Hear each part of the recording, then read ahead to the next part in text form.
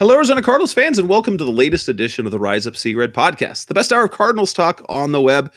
This is show 199. If we make it one more episode, we're syndicated. That's not really a thing. That's for television, but then you could see reruns of the show on cable TV somewhere. But no, that's not really true. I'm your host, Jess Ritt from CardsWire.com, USA Today's NFL Wire site, with my co-host, Seth Cox from RevengeOfTheBirds.com. And this show, 199, we are here to give our final preseason thoughts and our roster predictions as the Cardinals will close the preseason on Thursday. This edition of the Rise Up Sea Red podcast is brought to you by Harrys.com. I've talked about it for months now. Make the switch with me. Go to Harrys.com/SeaRed and get yourself the trial pack for free, where you get the high quality razor, the handle, the foaming shave gel, and you get to try it out for free. High quality razors, low cost. You will love it the way I do. And that's Harrys.com/SeaRed. They bring us this episode, this edition of the Rise Up Sea Red podcast. Seth, what is there to think about? We've got one preseason game left, and to me, it feels like we still, just how it happens in the preseason, do we still know what the Cardinals are going to be this year? I think this is the first year that there's been no, knock on wood, huge injury. There's been no huge loss, and I still feel like the Cardinals got screwed. I mean, you look at the teams they played. They couldn't have asked for a better threesome to start the preseason. You get Phillip Rivers, Keenan Allen, Melvin Gordon, and then on defense you get Joey Bosa, Melvin Ingram, an attacking San Diego or Los Angeles Chargers defense. Game 2, you get Drew Brees and that vaunted Saints offense with their incredibly improved defense.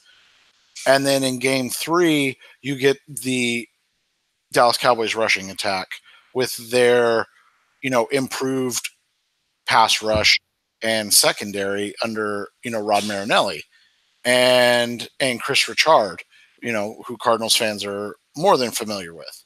And in the end, the Cardinals basically get none of that. I mean, we didn't see Rivers or Keenan Allen or Joey Bosa. Obviously, there was no Drew Brees. There's no Alvin Kamara.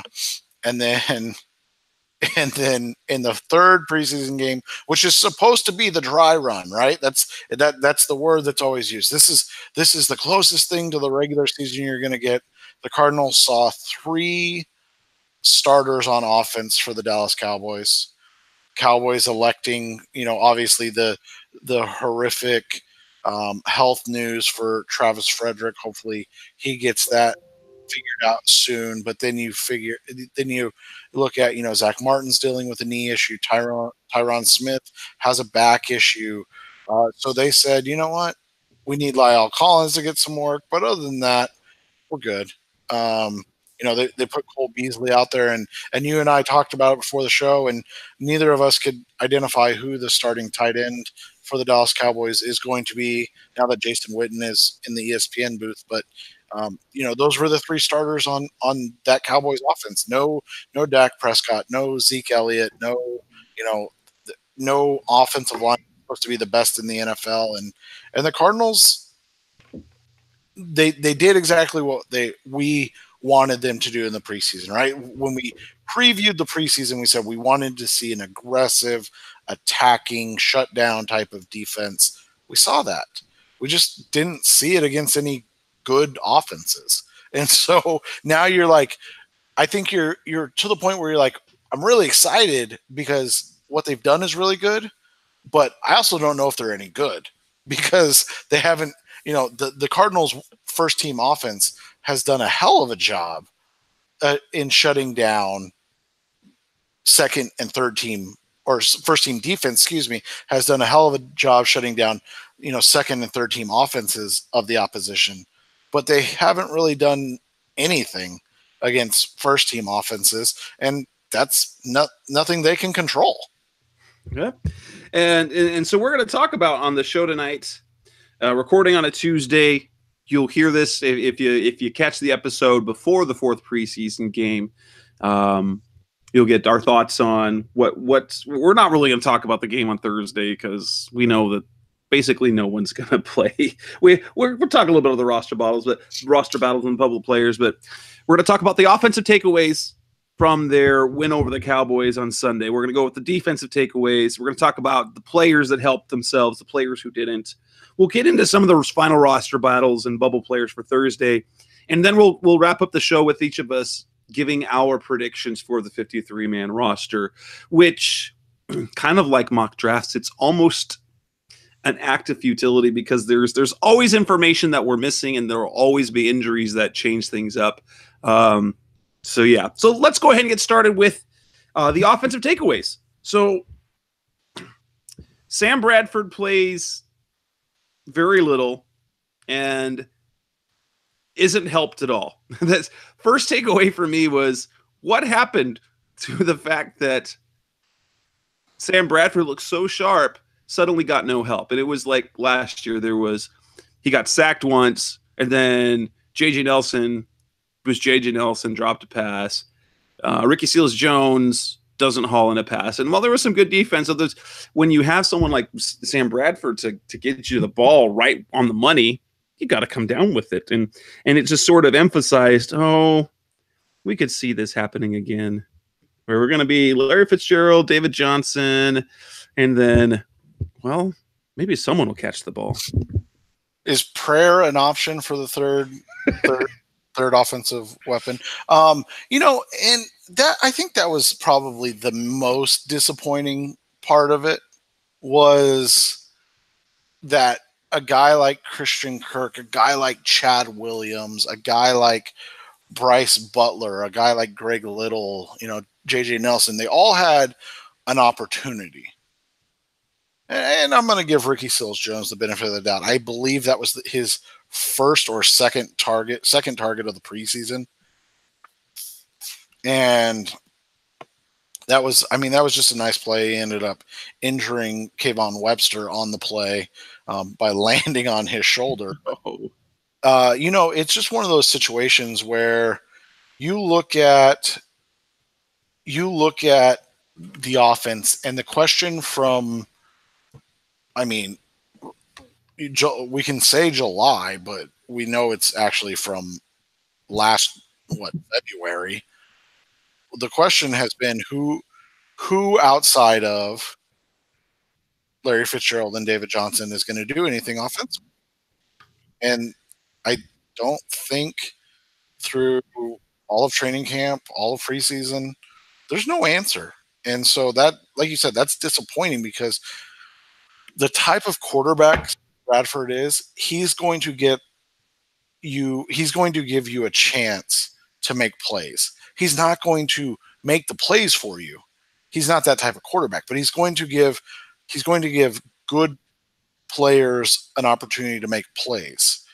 Now the question becomes, are there good players on the Cardinals roster?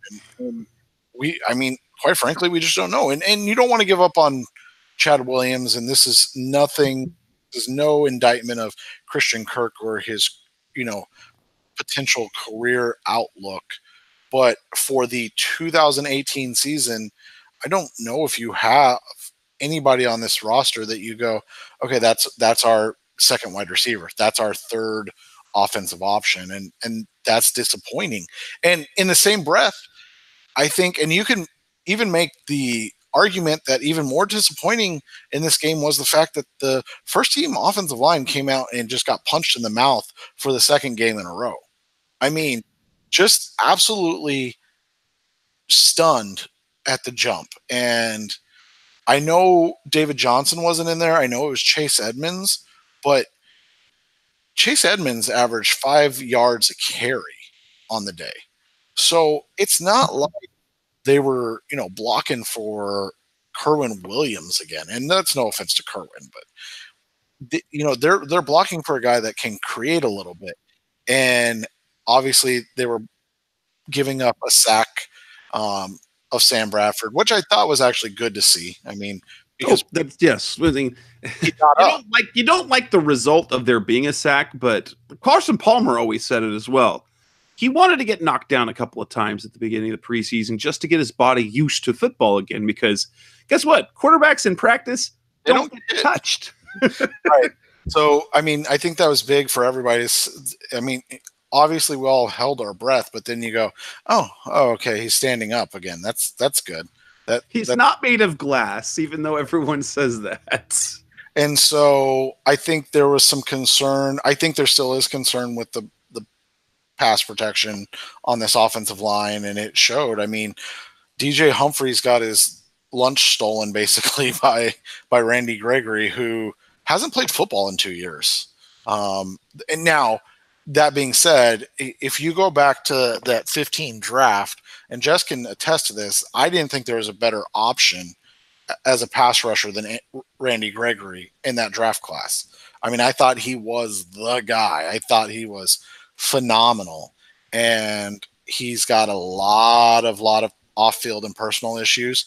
But it's still a bit disheartening to see DJ Humphries, who is in the same draft class as Gregory, and struggling with guys with athleticism and quickness coming off the edge, because Randy Gregory might be one of the lesser pass rushers that DJ Humphries has to see in the 2018 NFL season. And so for him to get worked in, I think there was 3 plays he gave up a sack and then 2 quarterback hits. That was a little problem. And then you and I both talked about it. Andre Smith. I mean, you and I joked about this before, but he basically is Levi Brown. But at least he's playing right tackle and not left tackle. But and the way that the offensive line was built this offseason, it was built to be a mauling running team. And when you don't have David Johnson back there and you're not doing a lot of offensive scheming, that's kind of the result you're going to get. I was disappointed, obviously, that Chad Williams and Christian Kirk weren't able to stack games like they like to say. They looked so good against the Saints, and just nothing in the passing game seemed to click like across the board. This went the first team. This went with Mike Glennon, who was, what do you have, like 62 yards he had like 37 yards and 8 completions. Yeah.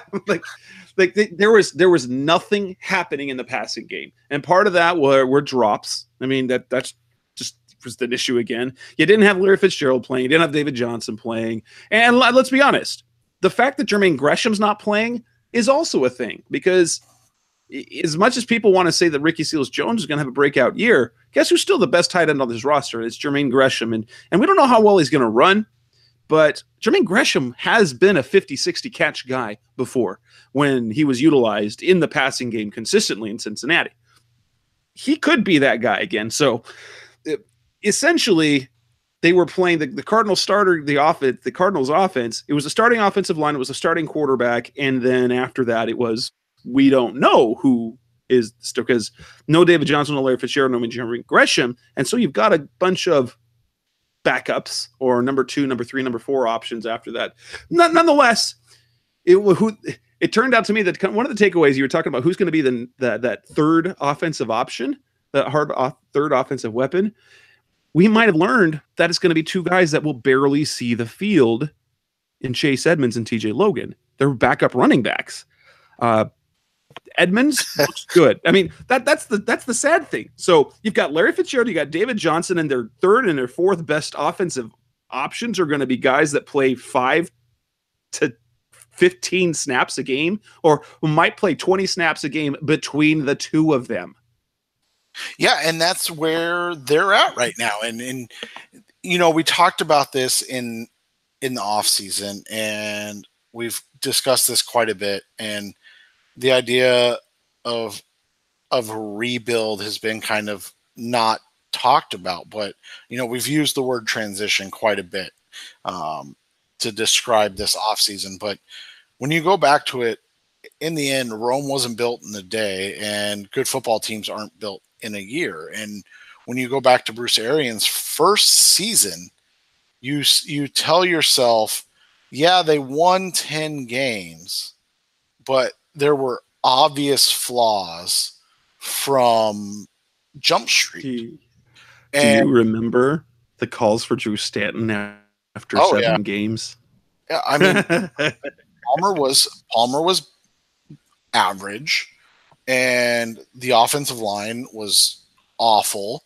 We didn't realize how bad the next guy behind Levi Brown was until he tore his triceps, and it's like, my God, how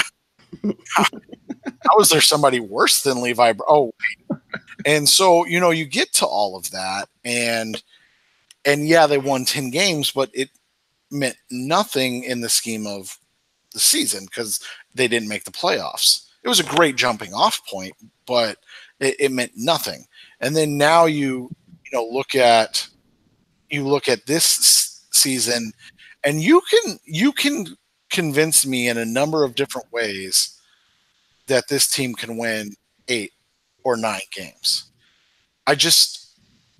But you also can convince me because of the obvious flaws of this team that they could be a 6-win team because they may not have the offensive firepower at this juncture to hold up. And that's okay. It's frustrating, but it's okay. Yeah, and that's what I get out of this offensively is that we were left wanting for so much more because they held David Johnson out, they held Larry Fitzgerald. So we really haven't gotten a taste of what the offense is going to be. We had moments against San Diego, against the Chargers with the David Johnson. We had moments against New Orleans when they opened up the passing game. Well, and that's what I was going to say. Even think about that. I mean, Mike McCoy's basically bubble wrapped Sam Bradford this entire preseason, right? Like, all right, he gave him a series, like a single series in the Saints game, and that was basically it. Like the rest of the time, it's been, all right, Sam, show us that the knees work enough to turn around and hand off to David or Chase, or show us that you can. The arm's good enough to throw a 5-yard out to Larry or a 6-yard seam route to Ricky Seal. Like he hasn't done anything, and it's by design. It's not like this is going to be the offense. I mean, this is going to be part of the offense. Don't get me wrong, but they're still going to throw the ball around. They're still going to push the ball down the field a little bit. It's going to be in specific times, not third play, fourth play of the game type stuff. And so, they've basically babied him into this point and said, we're okay not knowing what we have with Sam Bradford because we know what we have with Sam Bradford. And coming up next on the Rise Up See Red podcast, we'll talk about the defensive takeaways. So we'll come back on the Best Hour Cardinals talk, and we'll talk defense and the takeaways there. That's coming up next on Rise Up See Red. Now, before we come to the next part of the show, I wanted to let you know about a new friend we have on the show called Lightstream.com. If you're like a lot of other people, you've probably looked at your credit card bill and been shocked at the interest rate. In fact, the average credit card interest rate is more than 18%.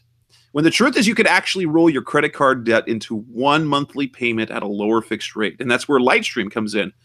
Part of SunTrust, a national bank and loan lender, they offer loans between $5,000 and $100,000 with rates as low as 5.89% with autopay. So less than 6%. That says you can get as low as that. And you can get the funds the same day you apply. There's absolutely no fees, which and you're rewarded for having good credit. And so now I've been to the site. It's super easy to apply. You can do it in minutes. There's even an app for your phone. There's nothing hidden. The rates you can get are all up front. There's nothing sketchy about it. And the best part are the rates. Now, if you want to save yourself a ton of money and interest and make paying your bills easier, we have a special deal for you guys who listen to the show. Our listeners will get a special discount on top of Lightstream's already low rates.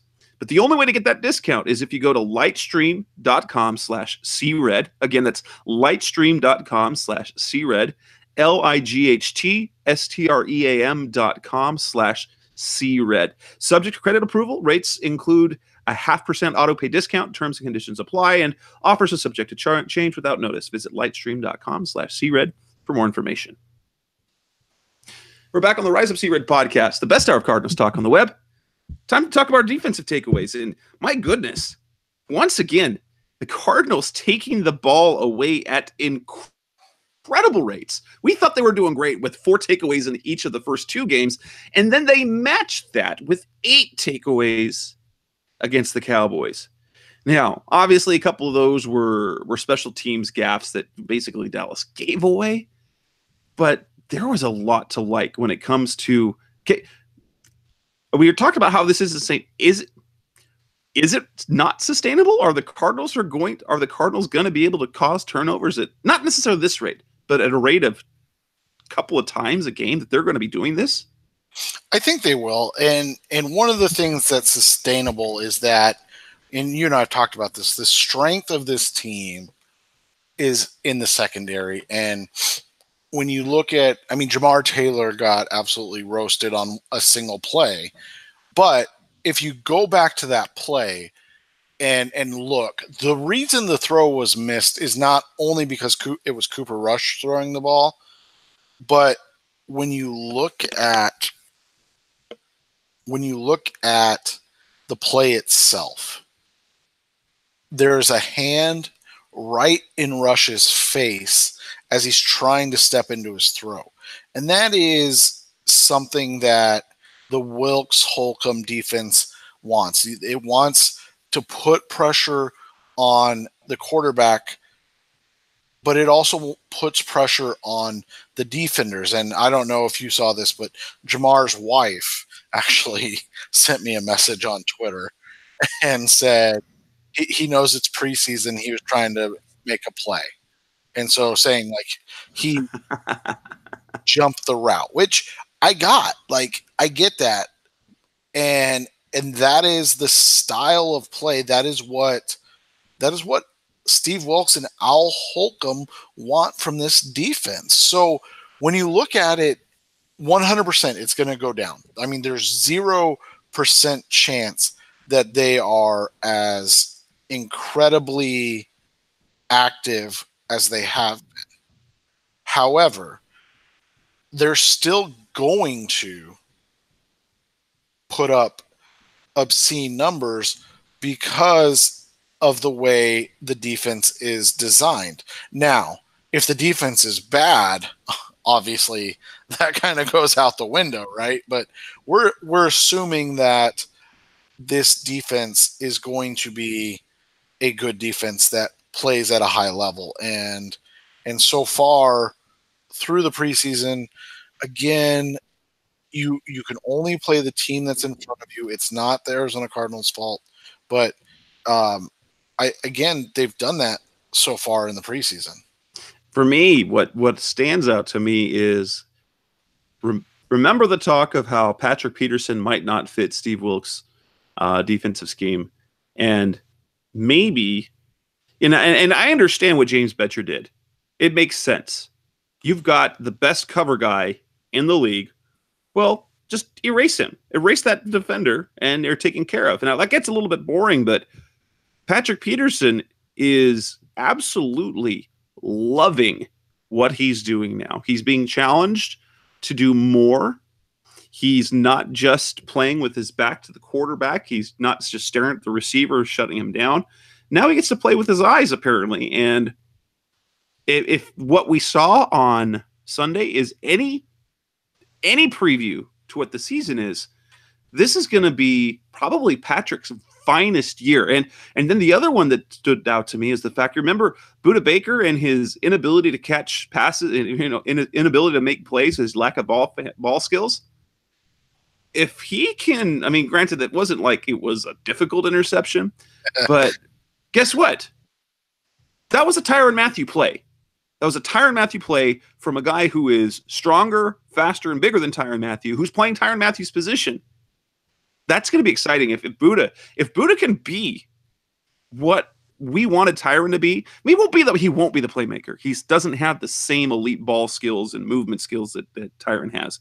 But those two players showed what Cardinals fans should be excited about defensively. They should be. And one of the things that I've liked about this idea of this defense from the beginning is that it simplifies what a guy like Dayon Buchanan has to do. And when you look at Buchanan's first game back, you saw that he's playing free. He's not playing under the cumbersome, okay, if this guy does this, I got to do this. But if this guy does, no, he goes, okay, this is my read this time. I have to do this. And he knows his job, and he did it extremely well in the first game. Now, again, it was a game. We're not going to say, hey, he's back. He's going to be a borderline Pro Bowl type player like he was before. But I think what you saw in a single game from Dayon gives you more hope than what you saw the last 2 years, the final 2 years of the Bruce Arians era, with Dayon, because that was leading to a question of, should they really bring him back on this rookie, this 5th year rookie deal? Like, is he worth bringing back? And so far, obviously, it's a single preseason game, but it was a whole first half. I think the answer is unequivocally yes, and that he's played extremely well in doing it. Yeah, if he stays healthy, if he is right, and we saw what he did in 2015. He put up numbers across the stat sheet that was only matched by Thomas Davis, and he's kind of playing the Thomas Davis position for the Cardinals now. So he was super active. So he's making tackles. He is getting to the quarterback. He is also making plays at or behind the line of scrimmage. That's how you know that Buchanan's being great. He's not just making tackles because our linebackers are going to make tackles. That's just how it's designed. He will get volume tackles. The question is the quality of tackles. Are they 3 or 4 yards past the line of scrimmage, or are they at and behind the line of scrimmage in it? And it looked like he was incredibly active again. Now, another thing that you look at, and we'll kind of talk about that more on the individuals, but if Chandler Jones gets any help at all on that other side of the defensive line, watch out, because that's going to be fun to watch. Yeah, and when you look at this defensive line as a whole, I think it rests on a couple players. I think the first one's obviously a guy that didn't play this last week, and that's Robert Nkemdiche. You need to see Nkemdiche be elite. And I know that's silly to say, but you need to see him. You need to see him create havoc from the interior, because in the Wilkes Holcomb defense, that is a huge, huge thing that has to happen for this team to be successful. And if it doesn't happen, well, then it's really easy to just block the one guy that's going to create a problem, and that's obviously Chandler Jones. And so the question becomes, what do you get from this defensive line? And so far, I think your top, I would say 6 to 7 of your top defensive linemen have shown a very nice ability to create consistent pressure up front and really kind of put the Cardinals in a comfortable position where you're going, this could be a really, really nice team right here. And obviously there were some things to look at on the back end of the roster, but it's hard to look at the back end of the roster and take it too seriously, since most of these guys aren't going to be on the team. But defensively, it's just they give you a little taste, and so there's still concerns. There's still concerns because they did better on third down. They stopped the run much better, but the one time they were facing a good offensive line and good running back was against New Orleans, and that didn't go well. Now, Steve Wilkes has said, and both Holcomb and Wilkes have both said that was more a case of assignment and trust, that they weren't gap disciplined, and which is going to be critical for this year. And if that can happen, we might see if there's anything historic we can look at. It means that the first half of the year there'll be a few breakdowns, but that this team can be dominant, can be absolutely dominant defensively in the second half of the season. So the defense is the talent. Can the offense do enough? Because if we recall, the defensive numbers that the Cardinals had statistically were great, except for points allowed, and which made us believe is that defense really good? But when I ran across some defensive metrics, it was, aside from points, almost every single defensive metric, Cardinals were in the top 10. That's third down, that's yards per play, that's yards per drive, that's plays per drive. And the only thing you can explain is just simply the fact that the offense was so poor that the defense was in a position where between special teams and offense, that the defense was put in a position where the team was going to score anyway. Now, there were obviously mistakes. And so this year, how much simpler is it going to be? Is it really? Because the Cardinals have talked up this defense, and you and I have talked about off the air, is no one's talking about James Bettcher. As no one here in this organization is talking about how, a defensive coordinator who led a top 10 defense 3 straight years, no one's missing him. And maybe that's just part of the propaganda that you have to do, the message you have to send when you change coaching staffs. But these players look legitimately excited about the defense they're playing now. Well, and they seem like they bought in. When you listen to Patrick Peterson, when you listen to Chandler Jones, when you listen to these guys talk about the defense, it sounds like you said, like they're excited, like they've bought in to what they're being sold. And that's a huge deal, especially for guys that are, coming back to a defense that, as you just said, has been extremely successful, in their career here. Peterson's been on top 7, DVOA defenses the last 5 years or 4 years, whatever it is. And you look at Chandler Jones, he's been to a Super Bowl. He's a guy that has put up ridiculous numbers throughout his career. And so when you look at all of it together, you wonder, okay, are they going to buy in? And they're buying in to the point where you're going, they seem like they like this better than what they were doing, right? And so when you look at it from that perspective, you as a fan become more comfortable because you see genuine excitement about the team and the defense that they're going to be playing. And I mean, that was a concern when it was when the move was happening, is that your strength of this team has been your defense. I mean, the offense was good, don't get me wrong, but the strength of the team has been this defense. And now all of a sudden you're bringing in a new coach, a new system and a new scheme, and you're asking successful players, all pro players, to change. I mean, that's unheard of. And they're and just flat out, they're buying in wholesale. And with that, we'll move on to the next segment of the Rise of Sea Red podcast. So coming up next on the best hour of Cardinals Talk on the web, we're going to talk about the individual players. Who are the players that help themselves? Which players kind of set themselves back a little bit? That's coming up next on Rise of Sea Red. We're back on the Rise of Sea Red podcast, the best hour of Cardinals Talk on the web. And we'll talk about the players. Which players helped themselves with the performance on Sunday? Which players did not do so?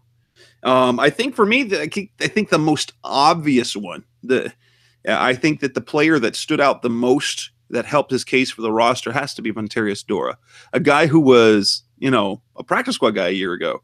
And at the beginning of training camp was running with the ones, has since been kind of passed up of Benson Mayo, which is everyone expected Mayo to be the starter.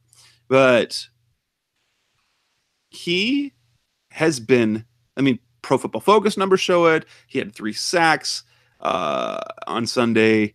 And I think he locked himself in for a spot on the roster.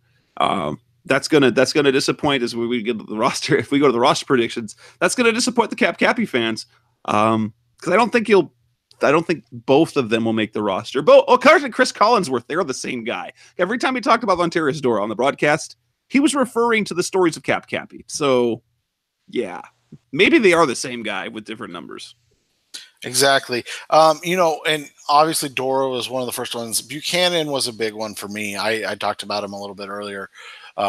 He was a lock for the roster, but you didn't know what you were getting from him, right? And all of a sudden he comes out with his hair on fire, playing at a breakneck type of pace, and that was great to see. And then I think the other guy that I would say on the defense side, and there were so many like good instances on the defensive side, so it's hard to really pinpoint any of them, but I thought that in the second half you really saw that Dietrich Nichols belongs on this roster. He's a physical presence in the secondary. He's not a starter. I mean, don't get me wrong. He's not a guy that's going to push anybody for playing time or anything, but he's a guy that consistently shows up when you watch the film. And when you watch him play, he plays with that edge that Steve Wilkes loves. And so the question becomes, is this a guy that will end up being, the Benwerke replacement after this year? And that seems like, to me, kind of an inevitability at this point, is that you're going to see Dietrich Nichols, make this roster, kind of bide his time, and then next year take over that role that Benwerke has right now. And the other guy that I talked about on the individuals, when you saw the play of Patrick Peterson and Budda Baker, obviously they really didn't need to help themselves. No, but they're already starters, and Patrick Peterson's already a star. Budda Baker, we believe, is on the verge of becoming a star. But to see them make plays like that, especially when the narrative with Patrick Peterson is just no one throws in his direction. But if the Cardinals are now going to allow him to play off just a little bit so he can jump routes, that's going to be fun to watch, and will make things very difficult. But in terms of the players who didn't help themselves on offense, I think TJ Logan did the most. Chase Edmonds, we already kind of know about. We were kind of excited about, but TJ Logan really helped himself because he kind of had become, after the injury and with the new coaching staff, he'd become kind of a persona non grata. People forgot about him. Now fans remembered him, but didn't seem the coaches knew what he was. And that touchdown run that he had showed the type of impact he can have, and which led both of us to believe that I thought that Logan was going to be their most impactful rookie a year ago had he not gotten hurt, because it would have been plays like that. If he's on the field for a couple of plays, he's going to bust one open for a touchdown, or he was going to have the big punt return or kick return. He's going to do kick returns. How much they actually end up returning kicks is going to be interesting to see, but it gives you optimism for the running back room, and the fact that if you still have real offensive threats behind David Johnson. And I was talking to a guy for one of the things that kind of the advice that I'm kind of giving some insight for the Cardinals is, what do the Cardinals think that they have behind David Johnson? Obviously, there's a drop off between David Johnson and Chase Edmonds, but I think what they think they have in Chase Edmonds is a player who could be, even this year, if there were to have David Johnson, he could be an adequate and productive starter. TJ Logan would make a very nice backup, kind of a, if you remember the Larod Stevens-Howling player, he's kind of a mix of Larod Stevens-Howling and Andre Ellington, in my opinion. Yeah, he's a good fit for this offense. He's an explosive player with the ball in his hands. He's able to do a number of things that the Cardinals just flat out need. I mean, let's be honest. They need talent on offense, as we've talked about. That's one of the things that they're kind of lacking right now. And when you look at it from that perspective, I think you hit it on the head. They're in a position to really put this team, so to speak, on their back defensively. But now all of a sudden, and we joked about it, but I don't know if we were actually joking, the best offensive players after the obvious starters may end up being like a TJ Logan, right? Like, so when you look at it from that perspective, I think you have to be excited about what you have seen thus far, and that Logan offers just a hope. Because that was the thing. I mean, last year we were excited, but in the same way, we were kind of nervous. Like, okay, what happens if DJ, gets hurt? And then DJ got hurt in the first game, and it was like, oh crap. It's not only DJ, but now you don't have TJ Logan, who you and I again kind of agreed with. That was the guy that could have taken that offense not to the next level, but he was a guy that could have had, maybe a mini Alvin Kamara type effect as a secondary option. And so when you look at it from that perspective, it's been he's a really nice fit. Players who kind of hurt themselves, in my opinion. Obviously, I think number one, you look at JJ Nelson within more drops. I mean, it felt like he was a lock for the roster. And especially when you saw him time rotation, and you had as the starting three receivers with no Larry Fitzgerald, it was Kirk, and it was Chad Williams, and it was JJ Nelson.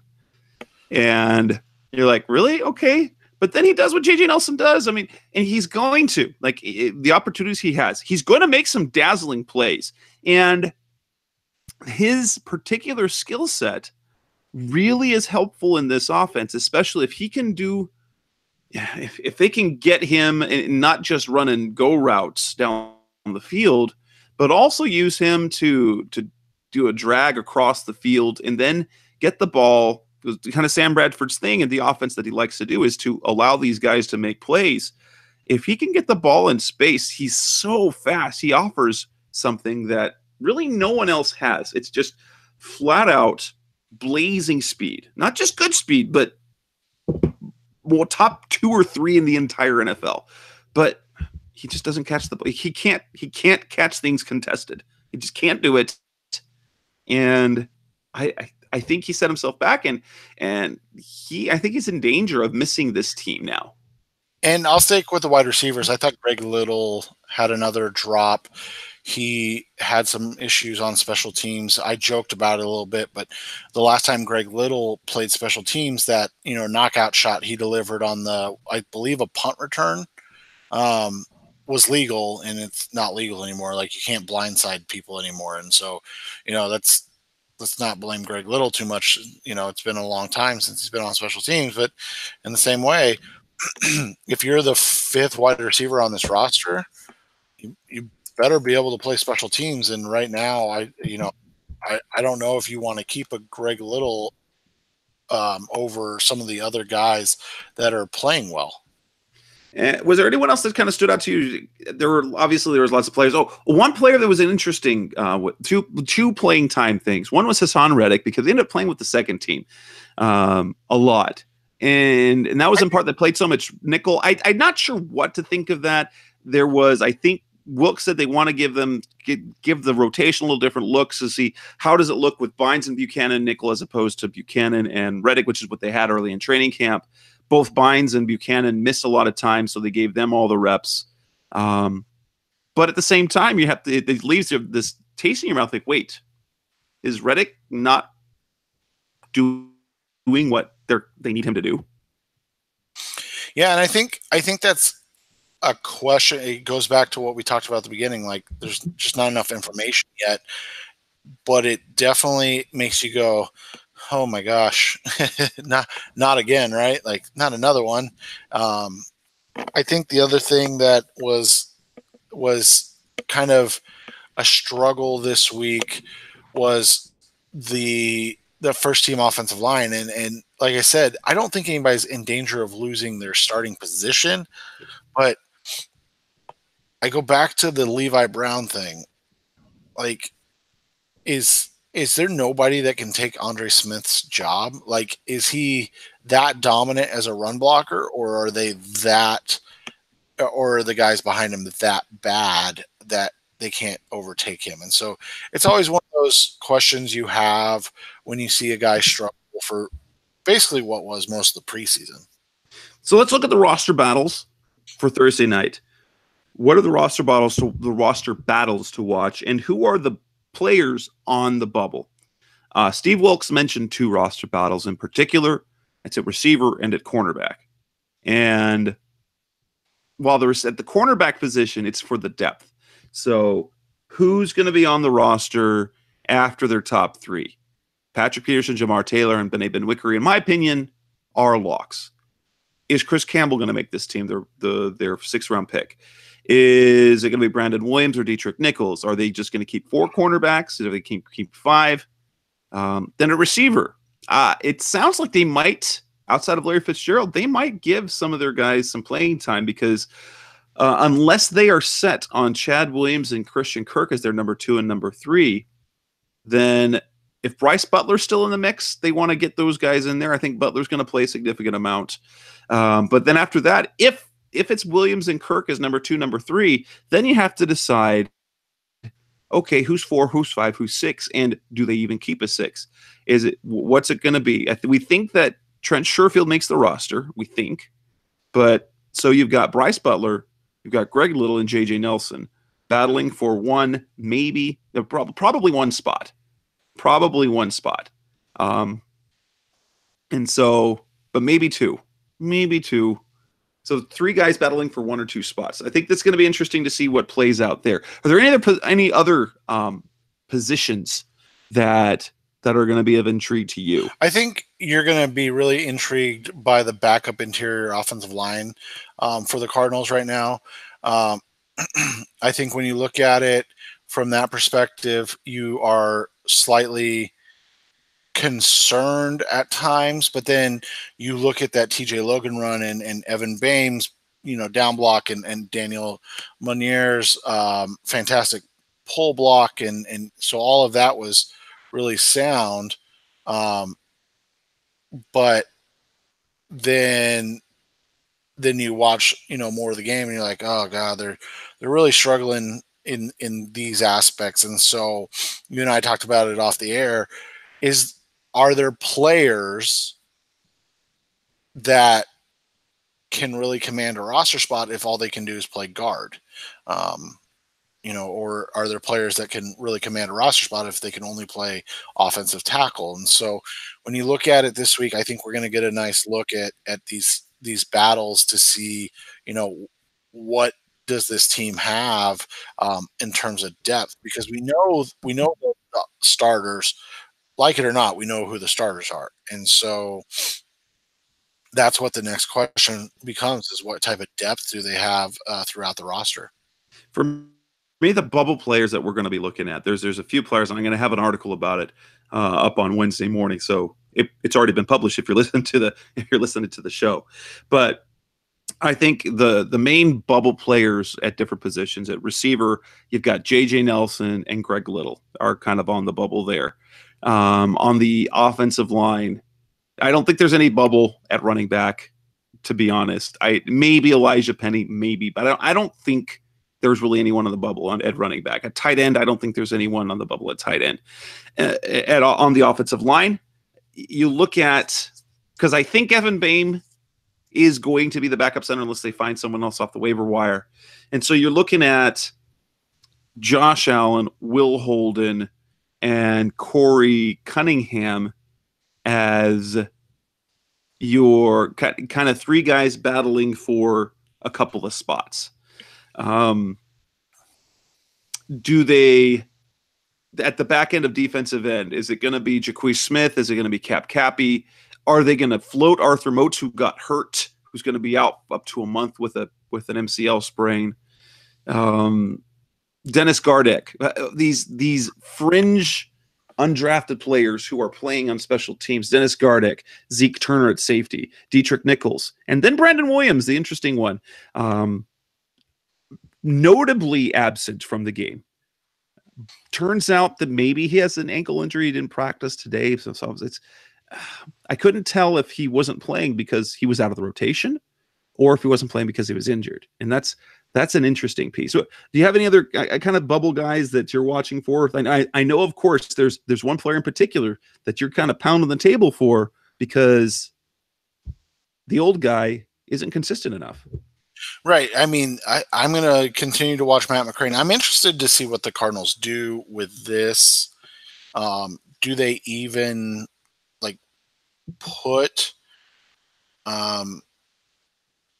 Phil Dawson out there at all, or is this strictly a McCrane go show your stuff to other people game type of thing? And so that's going to be an interesting one to watch as this whole thing unfolds over the next, what they're going to start making cuts on Friday. They might get a few done on Friday, but they probably won't announce any of them until Saturday, late Saturday, because the Cardinals are. Well, wait, it's a new coaching staff. Maybe they won't be the last ones. Right. So hope that Jess and I can hope. But yeah, so it'll be one of those things, and so we'll sit and watch that and see what happens. But the roster seems like your top 40-ish. You feel really comfortable with. It's that final 13, maybe final 10 guys where you're like, I don't know, which way do they go? Something interesting to talk about before we get into our predictions type thing is with the injuries along the defensive interior, and they're not serious, but you've had both Robert Kimdiche, Corey Peters go down. Now Olsen Pierre is dealing with an issue. The question becomes, how healthy are they? And if they're not that healthy, holy cow, do they keep 5 or, God forbid, 6 defensive tackles to try and kind of weather the storm that will be those, or do they roll the dice and just go with the couple guys? Yeah, and that's the big question moving forward. So let's come back on the last segment of the Rise Up See Red podcast, Best Hour Cardinals Talk, and let's talk about our roster predictions, our final 53, our best guess at what the 53 will look like. That's coming up next on Rise Up See Red. We're back on the Rise Up See Red podcast, the Best Hour Cardinals Talk on the web, and it's time for our roster predictions. Now, I think both of us will probably have some similarities. So let's look at quarterback now. Now, is your offense and defense, are they balanced at 25-25? Because mine ended up until this most recent one, I had 26 on offense and 24 on defense until this week, and it swayed the other way. 26 on defense, 24 on offense. How does it look on your end? Right now, I have 26 on offense and 24 on defense. But after our conversation today, right before the show. I probably will flip-flop that now, and because of kind of the new information we have on kind of the health of the defensive interior.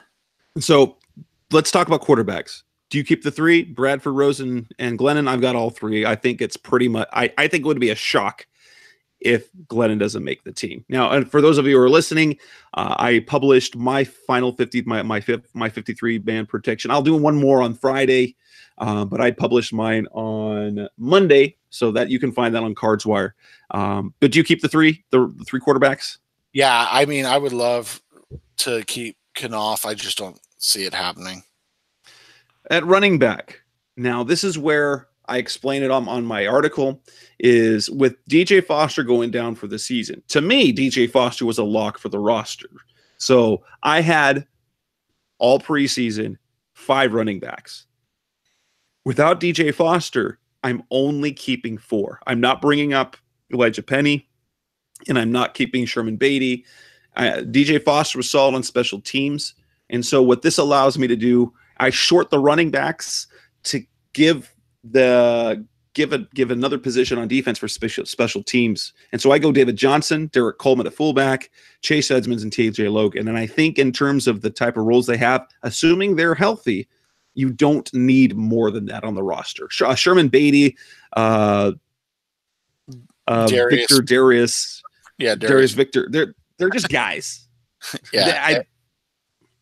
And you don't mean it in, we never mean these in like a negative way, but yeah, they're just guys. They're not going to be guys that you need to save on your roster. They're guys, if God forbid things go down, you can go get them later.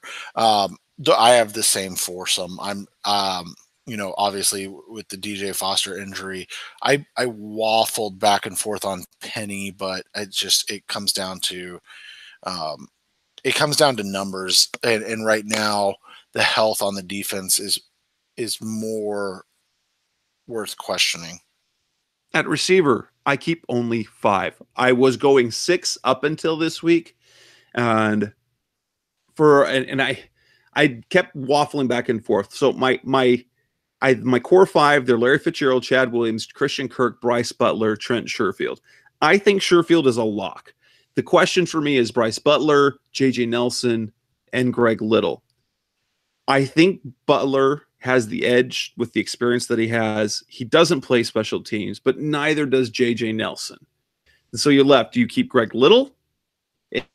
And based on what we saw, we were talking the other day during the game, we were texting back and forth. We were saying, so is it a battle between Bryce Butler and Greg Little, or is it a battle between Bryce Butler and J.J. Nelson? Initially, I thought it was going to be Butler versus Little, which might give Little the edge because he actually plays special teams, even if it's not great. There's room for improvement. Bryce Butler doesn't play any special teams. But then I look at it some more, and I'm thinking, well, I think really it's between Butler and J.J. Nelson, and I think Butler has the edge. Neither one plays special teams, but Butler, he can do some of the same things that J.J. Nelson does, and he can catch the ball better. And he will offer another veteran in that room. Everything that I've gotten the vibe about is that he's well liked in the locker room. He's well respected by the coaches, and there's really the potential for more than he's been in his career. Even though he's been a decade-long excuse at USC, Lane Kiffin didn't utilize him right. I don't know what the excuse was at San Diego State. Oakland, apparently they were just clueless about talent, and Dallas, they just wanted to play their expensive receivers instead of him. So there's been excuse after excuse. There's talent there, no, undoubtedly. But do you keep 5 or do you keep 6? And if you had the chance, do you think J.J. Nelson makes this roster, and is there any chance that Greg Little makes it? No, I have the same 5 as you. So boring so far. Fitzgerald, Williams. I think Butler makes the roster because of the investment, and then Trent Sherfield, because he's basically on every team. He made a nice play in the game, recovering that touchdown on the muff punt. So I think those are your initial your initial 5 receivers. Again, you're having to cut down on what you're doing because of injuries at other positions. For me, at tight end, I keep just 3. Now, Jermaine Gresham might not be ready week 1, and that could change my mind. But I think between Jermaine Gresham and Marcus Golden, I think Gresham is going to be ready. And even if he's not 100%, so he's on a snap count, I think you still can go with you don't need more than 3. You got Jermaine Gresham, Ricky Seals-Jones, and Gabe Holmes. And the reason why we can fudge with even those 3 is because throughout the preseason we've seen John Wetzel come in as a tackle eligible, a jumbo tight end. So they don't need a 4th tight end in the position. Now, if Gresham legitimately is unable to play at all, they're going to need a 4th tight end. But I believe that Gresham will at least be able to play on a limited snap count in week 1. And if that's the case, you keep 3. Yeah, and I've got the same 3. I think you're going to see Gresham, Seals-Jones, and Gabe Holmes on this roster to start the season for the Arizona Cardinals. Offensive line, how many do you keep? I'm gonna go 9, and okay. And so my 9, I'll go first on this one. So my 9 are Humphreys, Upati, Cole, Pugh, Smith, unfortunately. And then your backups are going to be Wetzel, Holden, Bame, and the rookie Corey Cunningham. Okay. I've got obviously the starters. I think they're all locks. I go with Bame as the backup center. I got Josh Allen as their swing guard. I go John Wetzel and Corey Cunningham. I could see Will Holden over Cunningham, especially, but someone might snatch him. Like he was a late 7th. He was a compensatory 7th round pick who's got some athletic upside. It's not like he was super wanted to begin with. So I can see Will Holden making the squad over him, but I think Cunningham's upside is greater than Holden, I think. Holden was a holdover from the last coaching staff. Right. And I would agree with your take on that. My whole thing is this. I think that they want as much flexibility as they can get. And so I think that they're looking at this group as saying, okay, what do we have in terms of Holden, Wetzel, and Bame to an extent can all play 3 to 4 positions on the offensive line. And the Cardinals, because of the defensive question marks, there could be the need for that to happen. And the defensive side of the ball, so we move to defensive tackle. Now, my initial one, and so I have some wiggle room. For this. So the defensive tackles, I keep 4. Corey Peterson, Robert Kimdich, Olsen Pierre, and Rodney Gunter. However, we don't know exactly how bad or what Olsen Pierre is injured with. So if it looks like one of those 4 can't be able to contribute in week 1, because you're going to need 4 on the roster, we keep a 5th one. I think that 5th one's going to be Pisoni Tassini, and that would allow. So my last 2 on the roster were an extra safety and an extra linebacker. And so I would bump the last linebacker, I believe, if I keep Tassini on the roster. And I have the same top 4. And I'm going to go with Peli Anua. I thought he just showed a little more this week. So that there's really no great reason other than that's who I picked. On defensive end, this is where Marcus Golden's uncertainty affects my decision. Instead of only keeping 4, I keep 5. Chandler Jones, Marcus Golden, Benson Mayowa, I got Ventarius Dora, and then Jaquez Smith. The Jaquez Smith was an interesting one because Arthur Mote's injury really makes things troubling. Motes is out from 2 to 4 weeks. And to me, he's the 5th defensive end on the roster. His injury does a couple things. So one, you either have to injure him, which he'll bounce back to injured reserve, and then he'll get injured settlement. You need to cut him before the season, before final cuts, because if you carry him, then you can't cut him. You have to place him on injured reserve. But then if you're going to do that, why keep him on the roster to begin with? And being a vested veteran, because he's at the back of the roster, we saw this with Philip Wheeler a year ago. You're not going to want to have him on the roster week 1 injured, because then that guarantees his salary for the entire year. It's a nasty truth in the NFL that you always see is these vested veterans who are at the back of the roster, they get cut right before week 1 and then re-signed after that. So then they're being paid on a week-to-week basis. But if they're on the roster week 1 as a vested veteran, their entire salary is guaranteed. And so with that, I think you have to cut Moats, because otherwise, you've already got one question mark in Golden be able to play to start the year. You can't have another player who also is hurt and can't play for the first 2, 3, 4 weeks of the year. And so I've got Jacquizz Smith over Moats. And sorry, I can't keep Cappy over Jacquizz Smith, because we know that Jacquizz Smith has some talent there, and he's a veteran. He's done it against starters in the past, and he's apparently healthy now. And all we've seen so far is Cappy rush the court. Now he did make a couple of plays against the run. So all those Cappy fans can yell at me. I think Ontarius Dora takes that spot instead of Cappy. Yeah, I have Mayoa and Jones as your top 2, obviously, and then I think it's going to be Dora and Golden, and then that's the hard part.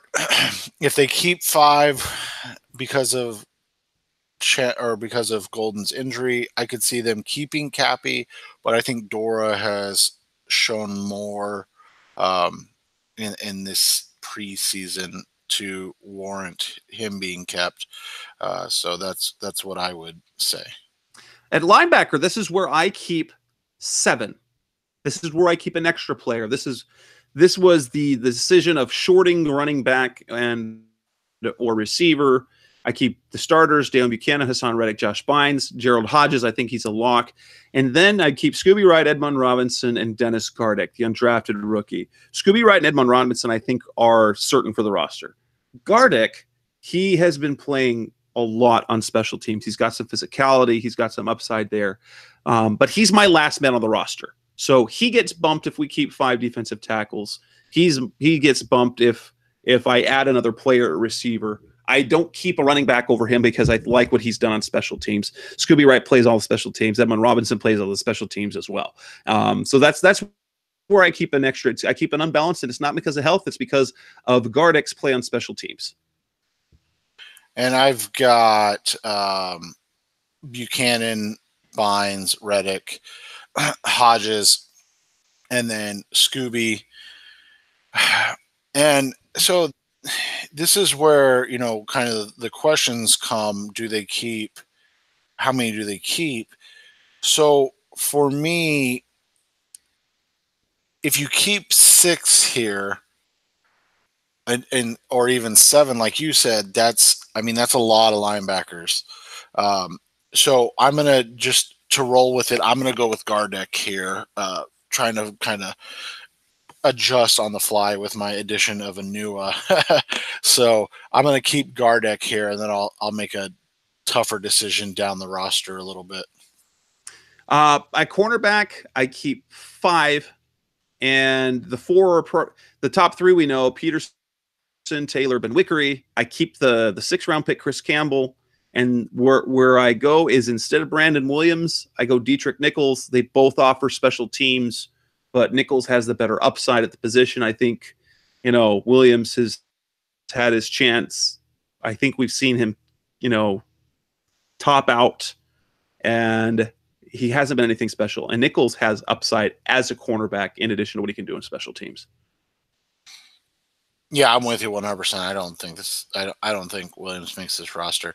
For me, I would say that I would say you're 5. I mean, you got Peterson and Jamar Taylor, you got Ben Wickery and Campbell, and then Dietrich Nichols.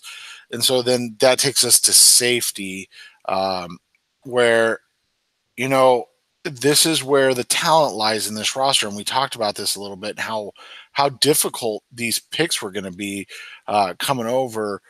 And so for me, that means I have so far, let me double check my count here, 9 and 15 and 20.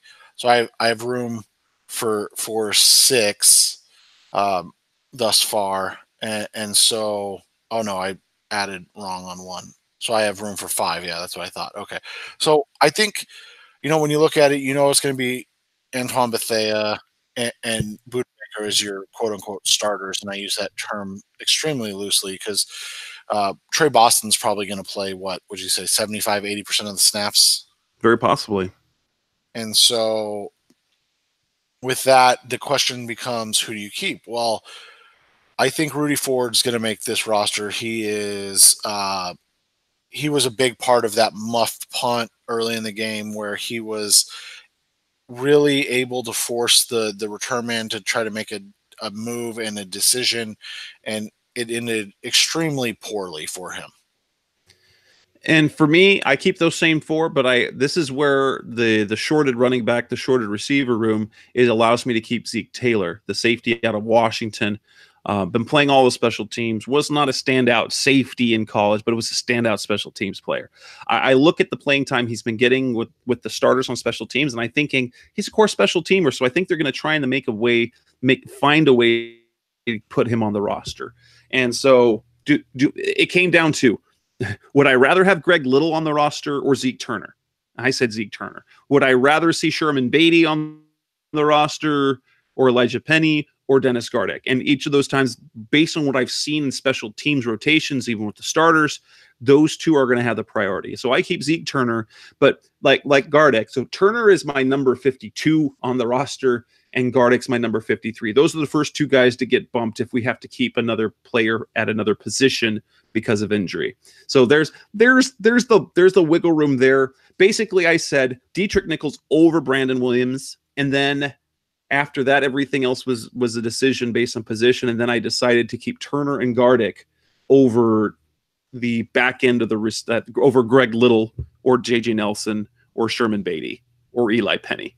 And I went with the predictable specialists. So you've got Andy Lee, you've got Aaron Brewer, and I kept Phil Dawson. I kept Phil Dawson because I don't get the vibe from the team that Matt McCrane is making a serious push for the job.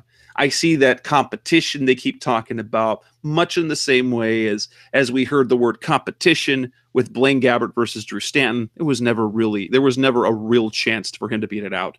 Or this year, Josh Rosen beating out Sam Bradford. I mean, there was the thought, but never any real chance. Even with a couple of missed field goals by Phil Dawson, I still don't think that the team's going to turn to the undrafted rookie over the 43-year-old who's one of the best clutch kickers in history, even with the inconsistency he had last year. Yeah, and I think so Turner and then A.J. Howard both make it for me as well, sorry. And then I think they're going to, be gutless and keep Phil Dawson as well. All right. So that'll wrap up this show. Obviously, we will know what the first final 53 will look at by the time we have our next show. There'll probably be some roster additions. We'll know what the practice squad looks like initially. But our next show in a week will be our season preview. We'll make some predictions and stuff like that. We'll kind of react to final cuts. And that'll wrap up this edition of the Rise Up Sea Red podcast, episode 199, the best hour Cardinals talk on the web. That's Seth Cox. I'm Jess Root. Thanks for listening to this show, and go Cardinals.